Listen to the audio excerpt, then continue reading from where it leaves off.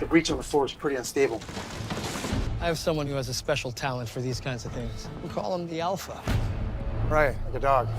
No, like a wolf. It wasn't any different, you know. I think it was even better than it used to be. You know, we're older, we're a little bit more composed and comfortable with ourselves, and able to just be more present. And you know, when we were filming the TV show, everything was so new and exciting, and we were getting so much attention. You know, and we had all these. You know, extracurricular activities we were doing, like going to do Comic-Con, doing all these interviews, traveling all over the world. And so everything was just very new to us. And so the fact that we can just kind of be composed, these established adults, filming this again was just, I had a better time this movie than I did the entire series of Teen Wolf. It was such a crazy mix of emotions because I hadn't seen everyone in such a long time, and I didn't know what to expect, and I quite honestly was really scared and nervous to return, but it was like no time had passed, and all the time had passed in a really good way. It's such a wonderful thing for an actor to be able to experience 10 years in between. Such life has happened, and I think it's indicative in our performances. Since we filmed, there's been a huge movement for inclusiveness, and the Me Too movement happened, and Black Lives Matter movement happened. It feels much more open to making sure that everybody is equal, and I certainly felt that as a woman.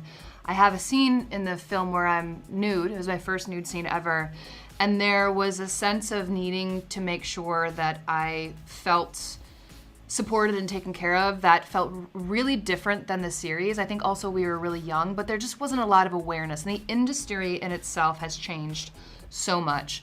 And that has been really nice to be back on set with the same people, but having the social dynamics change in a way that feels so much better, and like, you know, it's necessary for the world and for us to evolve as humans and as a society.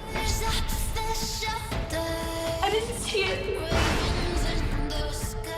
You're seeing Allison too. I kind of feeling the answers are in Beacon Hills. I haven't been back in a long time. Well, Allison comes back and she doesn't remember anything at all about who she is other than the fact that she needs to kill werewolves. So it's really dark and heavy and was really challenging, but then she recalls everything, and that moment is such a catharsis for her, and I hope that it does the same for the audience. How do we know she's really Allison? Who are you? It's me, it's Scott. Scott who? There's a lot of history there, and a lot of like roller coaster of emotions for Scott and for Allison. You know, Scott moved on in a way, you know, he never really moved on. There's always been a void in him, but he accepted the fact that the love of his life was dead, you know. So there's, I think one thing we didn't touch on was that, like, if there is hope for them to get back together, was she stunted at 15, or is she now an adult like he is? Is it legal for him to be in love with her? You know, there's these weird, it's a weird scenario, you know. You got to ask these questions. So, you know, obviously Scott and Allison were the rock of Teen Wolf, the love. So, you know, we all want to see that happen again. So hopefully, but you never know. Hopefully. It is Teen Wolf. Yeah. We all probably die at the end of this movie. I'm still standing. I'm still the Alpha. I've always been wanting to do more Teen Wolf. I think what's great about this movie is that it kind of leaves it open for more. And you know, we're all in. So everyone convince Paramount Plus to bring it back. You know, we're here for it. We don't know, but I'm open to it and excited by the idea.